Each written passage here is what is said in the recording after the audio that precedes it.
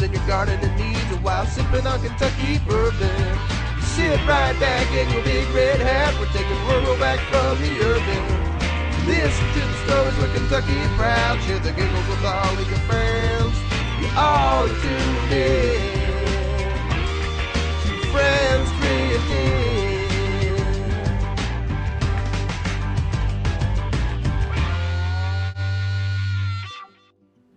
Good morning, it's Joyce and Charlie with Friends Drift In, episode 8. Interesting episode we're going to do today.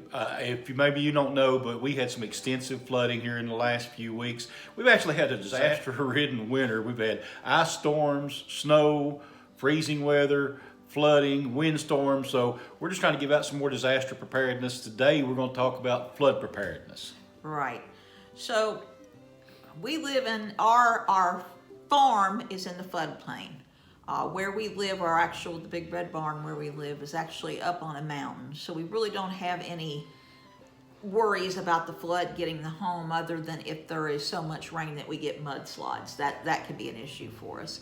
But basically we're going to talk about rain.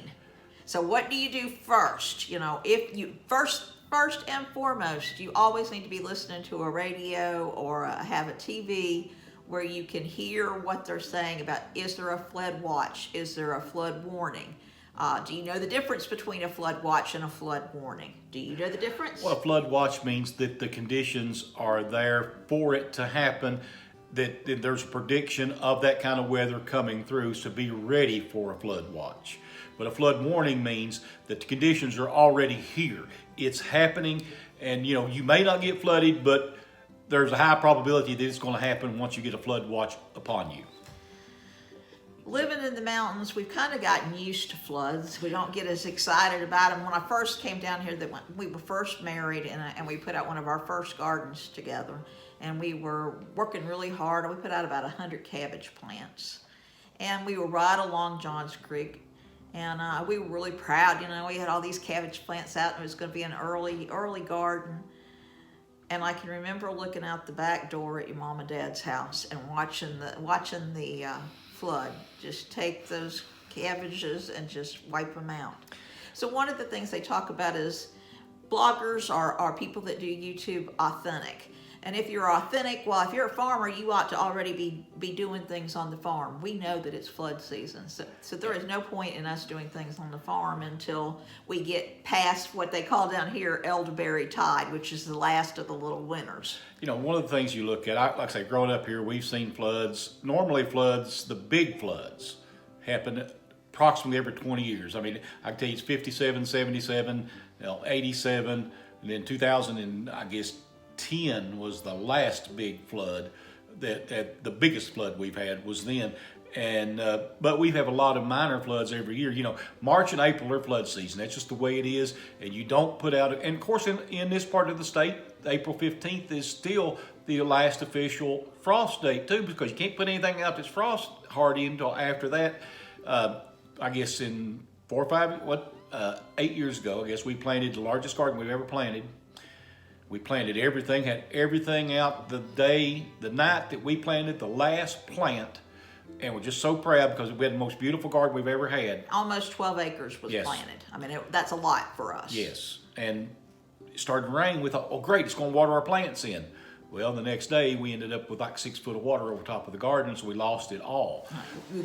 I went down to the garden, and when I looked at where the fields were, all I could see was just about this much of the hands of our little tiller. It was just all underwater. So what do you do when you hear about a flood watch or a flood warning? The first thing you do is make sure you've got an emergency kit. What should you have in that emergency kit? Radio. Yeah. Well, first thing you want is food and water. Main things are food and water, some kind of potable water. Most people use bottled water. You can, I guess you can can your own water, but fill your bathtubs up with water. Just make sure you have need water to drink, water to clean with, and just make sure you have plenty of water to drink is the most important. But for comfort, 1 gallon of water a day is person, average per person. Yeah. And then of course, water for your livestock. Yes. What are you going to do about water for your livestock? Farming, you need to consider, all your livestock just as much as you consider yourself. So you need water, you need flashlights, you know, Yes. you need little lanterns that are not driven by flame. Right. What else we need, Charlie? You need, of course, weather radios would be great with battery operated or solar. We have one. We've got a battery. We've got a Red Cross. Red Cross radio. It's battery, solar, and crank operated, and so that's one that should be able to get a radio station no matter what. And you got to have a radio station because TV's great. You can see the radar and all that, and you can see the weather and all that on the internet. But if you let power goes out, you don't have that. So that's one of the things you got to look at. And power goes out a lot with floods. It does, absolutely. Make sure you have extra batteries for any of your battery operated equipment that you're going to need to sustain you. I mean, if you've got a gasoline generator, that's great to have as well for power in case the electricity goes out. And you need at least minimum, according to FEMA, 3 days of non-perishable food items. Now, we recommend you have a couple of weeks because the thing about it flooding here is in the mountains is, yes, the water went down, but we were 24 hours getting out of our home because the roads are still flooded and roads get washed out and everything like that. So you got to be prepared. One of the things about being in a vehicle, let's talk about that, and then we'll go back to food safety.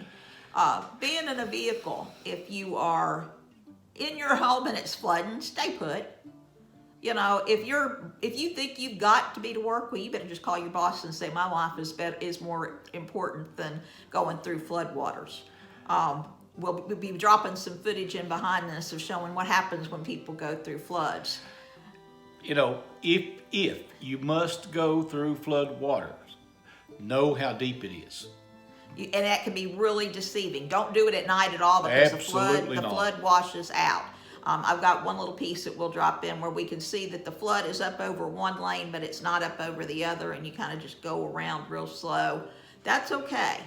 But you don't want to, you could be, if you go through water, either the road could be gone and you're going to sink, or it could pick you up and sweep you away. We'll show you some videos what happens on that. But the main thing about going through water is know where the bottom is. Make sure it's not moving. Right. You can go through standing water as long as it's like and you'll see, I drive through water in this video to get to my mother-in-law to check on her because she had about 6 foot in her basement and we wanted to make sure she was all right. So to me, that was an emergency to take care of your family to get to them first. My mama loves him. Yeah. But those are the main things you'll do, and we'll show you some of the issues of what happens. I mean, because even standing water, because remember, your vehicle has got rubber tires filled with air, and when you hit water, what's lighter than the water will float, and especially if it's sealed. And vehicles will float in standing water enough to go into deeper water, and that could be a drowning issue. So one of the tools, I think, if you're living in flood-prone areas, and we have one of those as well, you want one of those, something to break a windshield or break a window so you can get out of a vehicle in case of a flood, because once you get into flood waters, the pressure of the water will hold the doors and windows of your vehicles closed. All right. So, we talk about, and then we eventually get around to it, but we do have a get-home bag. Yes. And one of the most important things, I think, in that get-home bag during flood season is having an extra change of clothes, especially socks, because if you have to get out of your vehicle, your feet are going to be wet, and that's just miserable. Have a hat so that if it's cold, that you're preserving some of your heat. And then, of course, if you're really smart, you'll have boots that are big, heavy boots that you could walk through some water. I once got stuck in a flood up around Viper, which is, I was on my way to High Point for the furniture show, and literally the water came up behind me, and I thought, okay, I'm all right. But then it got to where the water came up in front of me, and I was in a little tiny car, and I couldn't go anywhere, and I was so scared. And the state police came, and the state police said, well, come on, get in your car, get in my car, I'll take you to my house, and we'll wait it out because it's gonna go down. And by the time I got in the state police car and we tried to go through, well, his car drowned. And so we had to have the Fish and Game come get both of us. That was no fun, y'all. I was in a wool skirt and trying to walk through the water in a wool skirt. It was just not fun at all. And if you're in Kentucky, I will say the state of Kentucky does have a hotline that they've set up, especially in these major floods. Right now, there's one in Kentucky. It's 1-800-451 1954, and that will put you in contact with local charities and rescue people that will help you take care of situations even after the flood. Right. So that's really nice to know. And I want to give a lot of shout out to all the volunteer fire departments and rescue squads that were out over this last week. And I know for a fact, I know of at least 2 people that were saved. One saved out of a car that ran into the water and died. And one that was in a house had 2 people in it, one of which was handicapped, and they had to go get them out of a mobile home before it floated off the foundation. Scary business, y'all. So let's move back Okay. a little bit to, all right, the flood has come and the flood is gone, and now you've got the cleanup. Always have several gallons of Clorox on hand. You know, especially if you know that you're in a flooded area. If your food gets flooded, you know, there are certain things that FEMA suggests, and I'm just going to kind of go right over them from FEMA. If you have canned goods that have been through the flood, you got to remove those labels. And then you brush the dirt away. You know, obviously you're going to write on the top of it what it was so you don't get confused. And then you have to wash it down, rinse them, and then sanitize the cans. So usually when we talk about sanitize, we wash them in one sink, then we rinse them, and then we drop them in a sanitizer water in the other. So basically a sanitizer water has a few drops of Clorox. I think it's like 3 drops of Clorox per or gallon, 6 per gallon. It's not a lot. You don't, but that just kind of kills any kind of ugly little viruses or you know, bacteria that might get in your way. Specifically what they say from FEMA, I'm going to read this so we get it right. Sanitize cans in immersion in one of 2 of the following ways. Place in water and allow the water to come to a boil and continue boiling for 2 minutes. Place a freshly made solution consisting of 1 tablespoon of chlorine bleach per gallon of drinking water. 1 tablespoon per gallon is exactly what they say, for 15 minutes. So you just let it sit in that water and kill it. Let those cans air dry a minimum of 1 hour before starting. Include when you write on what you write on them, when you write on it and say this was a can of kidney beans. Also put an expiration date on there or a best by date. We'll talk about best by dates and expiration dates later, but that still gives you a kind of a checkpoint when you need to be using it. Food that is reconditioned cans or retort packages. I'm not sure what a retort package is. Retort is a giant I know pressure what canner. Giant pressure can, but I don't know what a retort pouch would be, unless that would be like what the preppers use in their Mylor. I'm not sure. But it says any food that is reconditioned or in pouches should be used as soon as possible thereafter. And it makes a special comment for baby formula. For infants, try to use prepared, canned baby formula that requires no added water. Otherwise, dilute any concentrated baby formula in reconditioned all metal containers with clean drinking water. The last thing you want is to get sick during the flood. You know, flood waters and flood mud, as we call it, carries a lot of pathogens. You know, because remember, this water has been up. It's picked up everything that's been laying on the ground. It could be oil, it could be feces from the animals, humans, anything like that. And I mean, anytime any medical supplies, any food that is not in a hermetically sealed package or in a sealed package needs to be thrown away. FDA says if you're a farmer, once your garden has been flooded, anything that touches the flood mud, you have to plow it under and throw it away. Unless if it's there's a certain exceptions with underground vegetables if you wait, but it's a long time. It's several. If it gets up and your potatoes have not formed yet, you're okay. But if they've already formed under the ground, get rid of them. Basically, and you should definitely, I would be hesitant to sell anything that had been. Well, you're not. According to the FDA, you're not to sell anything that has touched by flood. So if you've got tomato plants, you can go out there and spray the tomato plants off. But if the tomatoes have touched the flood water, you got to get rid of them. Pick them and throw them away. You can spray the plants off and let them try to keep doing their thing.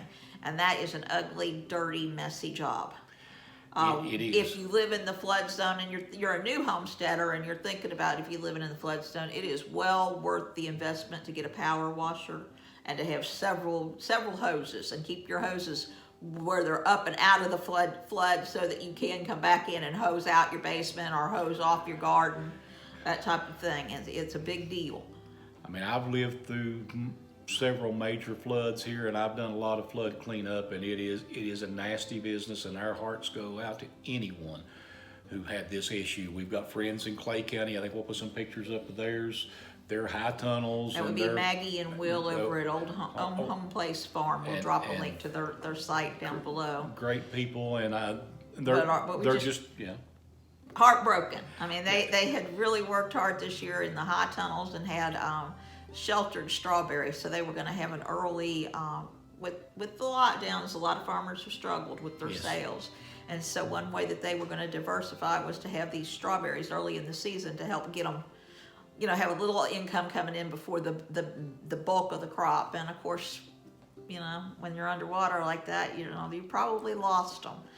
And it's just sickening. There's, like I said, several issues too. Again, with flood waters, current.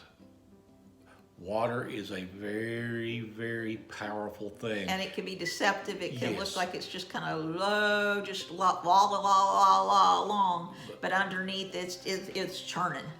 Again, I reemphasize, do not walk or drive into standing flood waters because you don't know what's there.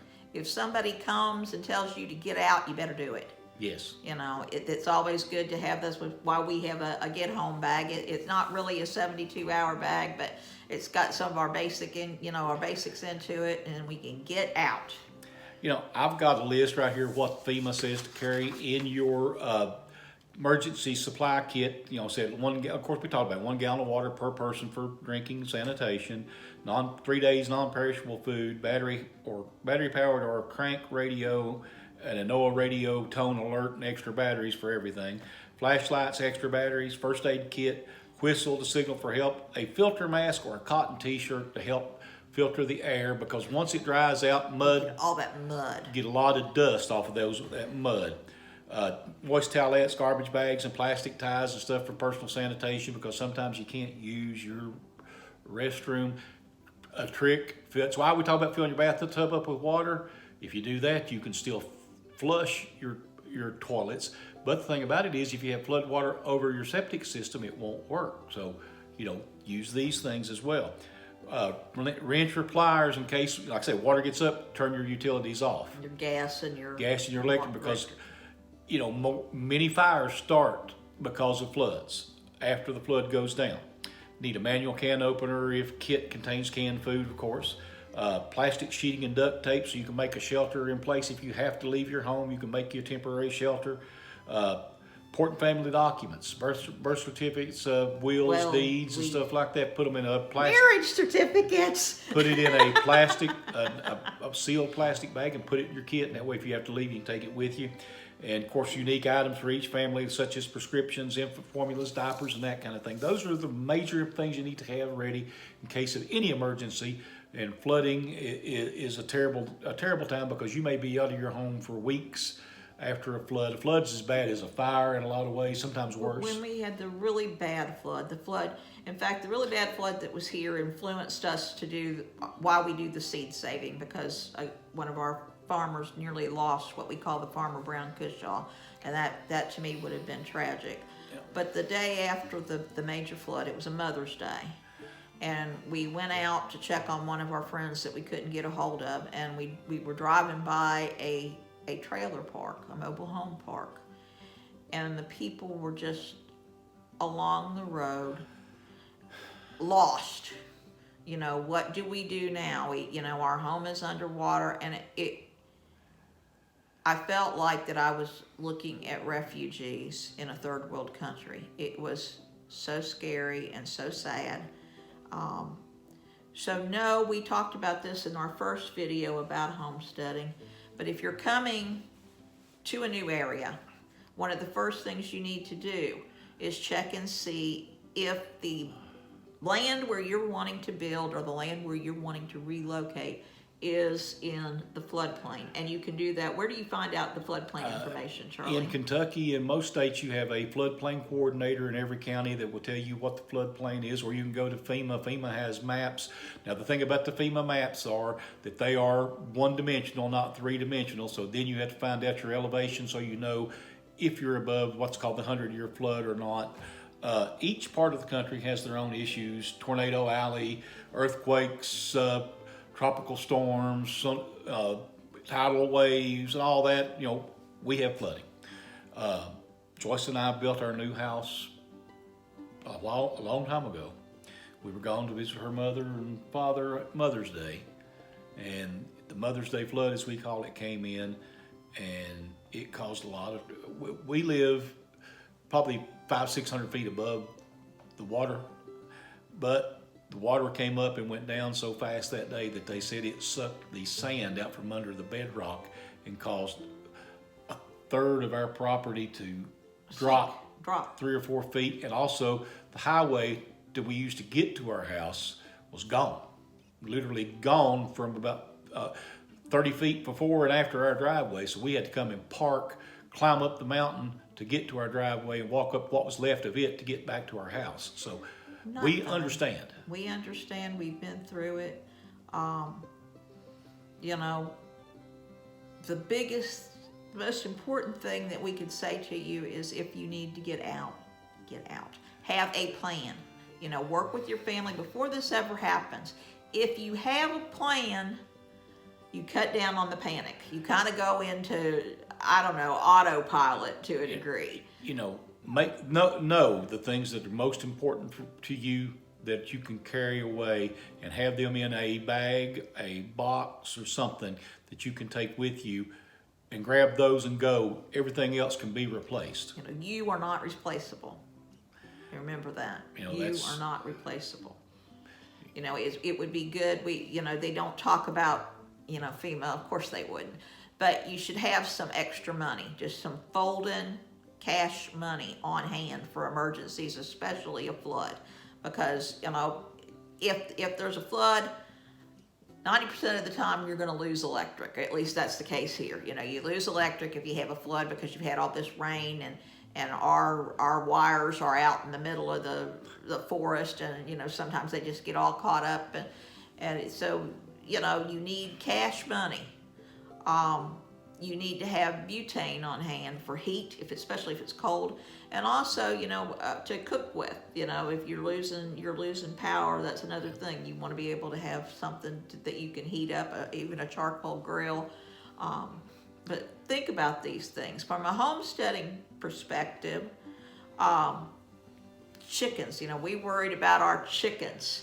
When we were keeping chickens and the flood got up in where we didn't think it would. Yep. We just thought, it won't get that high. And the area right in front of the chicken house was clear, but to get in and be able to feed the chickens, because the water didn't go down for several days, I had to put on hip boots and walk through that water and go try to get in there to feed them, because once you got through the water and you stepped up into the chicken house, it was soggy, but it wasn't like standing water high and sloshy.